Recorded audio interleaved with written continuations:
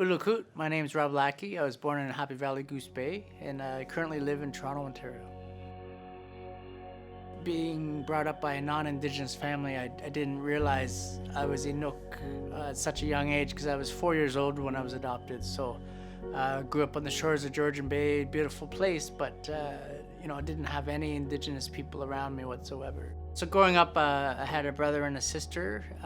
So we were all 1 year apart. I was the youngest, then my sister, and then my brother. We had quite a good life, I'd say. There weren't too many schools around, so we had one bus that took us about 2 hours to get to school because, again, it went along the Georgian Bay. In school itself, there were a lot of Indigenous students because the local reserve, which was Bosley First Nation, was just down the beach from me. So a lot of students that I connected with there. My family was non-Indigenous, so there were two different worlds there. But in school itself, I was pretty active in hockey and soccer at the time. But as I got older, I focused more on outdoor sports, so I was skiing and cycling and things like that.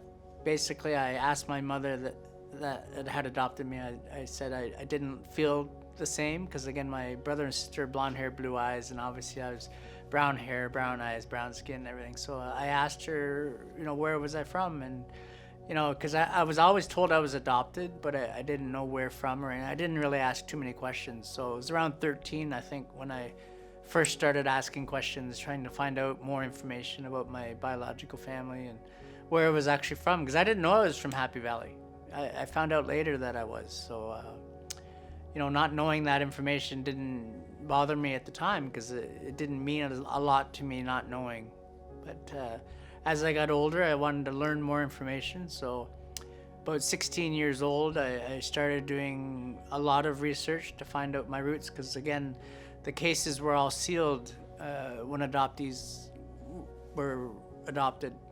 And my biological family didn't know my roots either, and my biological mother didn't know where I went, those kinds of things. So it took a lot of work, took about 16 years in total to actually find my biological mother. I did the long form disclosure act, wrote letters to Children's Aid Society. Once I found out I was from Happy Valley, I sent them a letter, and I asked everywhere I could. And it was quite a long process back then, but now all the cases are open, so it's a lot easier for adoptees to find their biological roots and vice versa. So again, it was about 2008, I think, when I first tried to make the application, and they wouldn't accept the Inuit at the time because it was really only First Nations.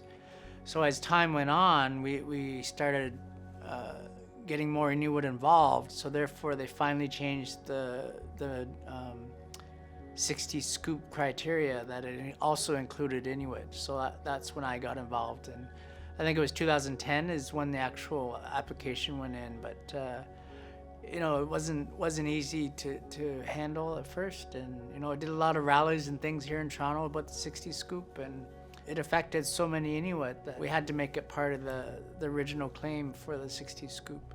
When I was again 13, I started looking for my biological family. So 16 is when I really took it on as a full-time task, I guess. So I found information online on how to contact Children's Aid Society and who to contact in Newfoundland, because that's apparently where I was adopted from, and it was Gander, Newfoundland.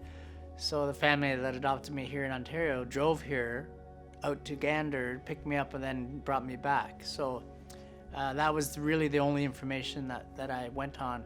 So again, I had to go through the long form disclosure act, which basically you give all the information that you have and provide that to the government so that they can try to find your records. And part of the problem with the 60 scoop is a lot of records weren't kept, and again, being sealed, it made it a lot harder for us that had records to actually have access to them.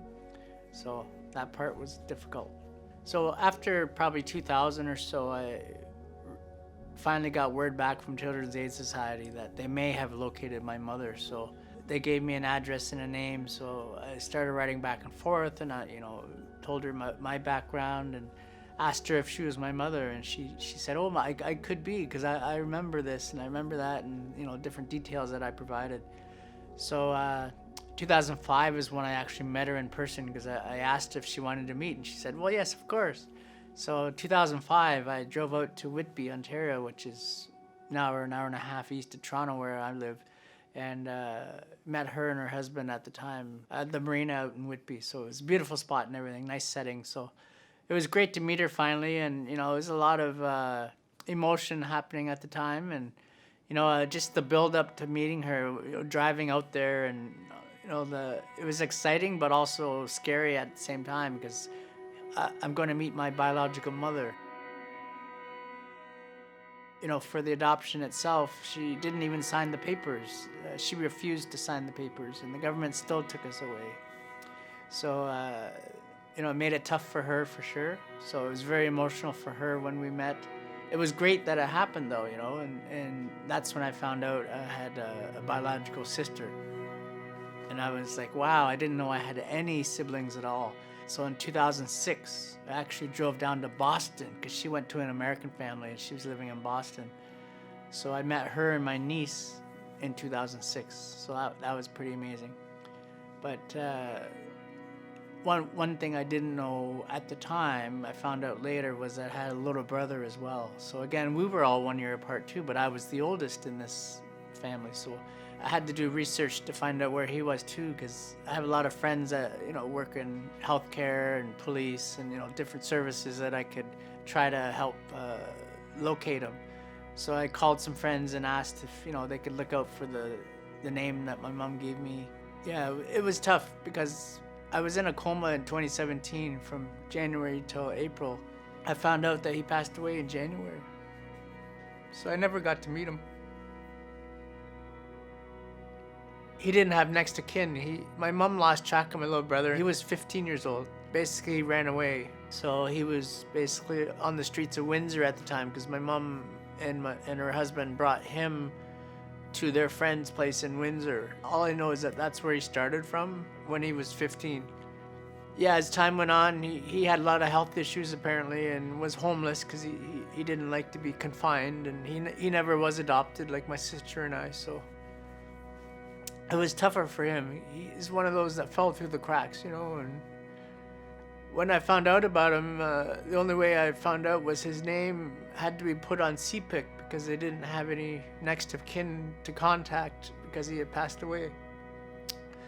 So my friend told me about that, and the Leamington OPP called me once they had the information, because they contacted Tungasuvvingat government, because my brother's last name is Jararusi, which is very unique to Tungasuvvingat. So I called my buddy and said, hey, we found out about this boy down in Leamington. Do you know who he is? And right away my friend knew that was my little brother. So when I recovered from my coma, he told me about my little brother. So again, that's when I made the connection with the OPP officer that found him in Leamington. And apparently they said that they had known about my brother for about 6 years prior. And the weird connection between my sister, my brother, and I is that we'd all witnessed accidents, so therefore our name was on record. And I'm like, wow, what a coincidence is that? Strange as it is. But yeah, so made all the funeral arrangements, and we cremated his body and sent it out to my mom, because she was out in Newfoundland at the time. So yeah, it was a sad time. Again, not knowing my little brother, and again, the picture my mom has of him when he was 15 years old, I think we look exactly the same. So it definitely we were related, and I really wanted to meet him to see how he was and who he was, and I never had that ability. So anyways. Well, we've had a lot of ups and downs, I guess, over time. My mother and my sister had never met until I was in the coma. So they figured I wasn't going to survive. So they brought her up from the States, and my sister came with her husband and my niece. And my mom came from Whitby, and my adoptive family, my mom came, and my sister came as well. So they finally met. Growing up more or less as non-Indigenous, I didn't have any of my history, my health records, or anything like that. Didn't know why I have rheumatoid arthritis. I've had 14 surgeries and a lot of different health issues. And everyone asks me, is this running your family? And I've always said, I don't know. So again, meeting my mom, she didn't have a lot of health issues that I have. So, I did, again, a lot of research on how things happen. But my original diagnosis was in 1989 for my arthritis.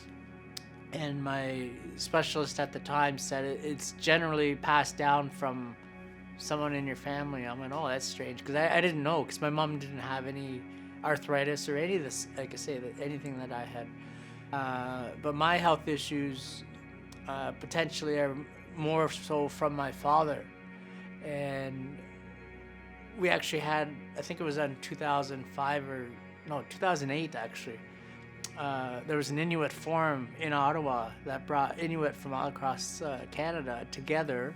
Anyways, it was a great experience to meet all these other Inuit, but I met the 5 people that came from my territory, and they said, do you ever look like your father? I go, what? You know who my father is?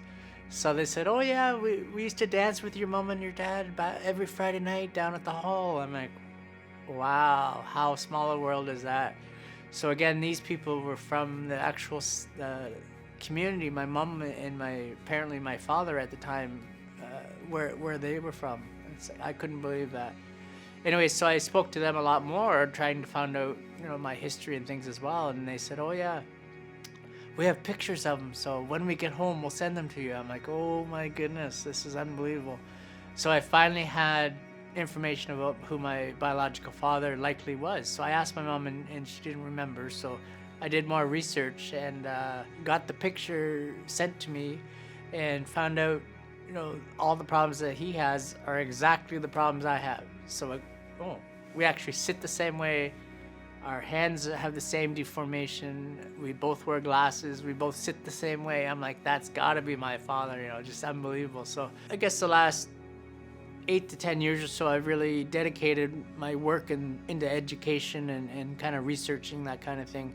I've been working with Tungasuvvingat Inuit to try to develop a network of sorts to support Inuit that have been adopted or from the 60s scoop.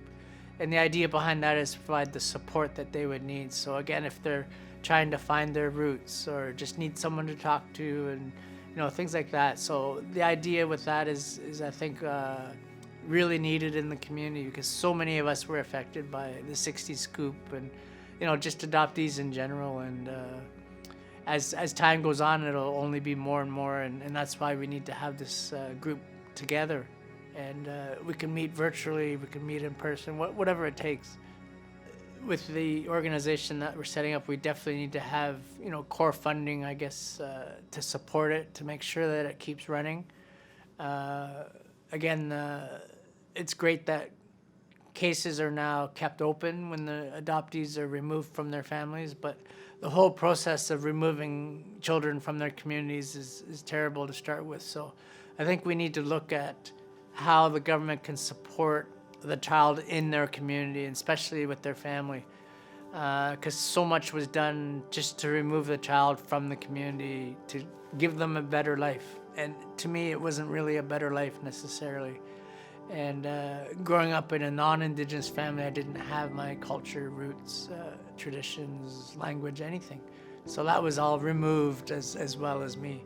So keeping the child with their parents likely is the best solution. And if things aren't working out, then maybe there's another family member in the same community. So, the government needs to work better at doing that research and things like that, and not just automatically take them away. Well, yeah, my mom, when I first met her in 2005, we were all happy and joyous and everything, but deep down inside, I later learned that, she had a lot of problems growing up as well, and she was born deaf and mute, so it really affected how she was brought up. But when I was taken away at birth, and my sister as well, and she didn't sign the papers, and yet they still forcefully took us away. So it really affected her emotionally, I think. And, all these years later, 35 years went by before I met her, and, I could see it inside that she had a lot of emotional dealings with everything that happened to her, and that she didn't have the support that I have here in Toronto. So she had to deal with it all herself through her whole life.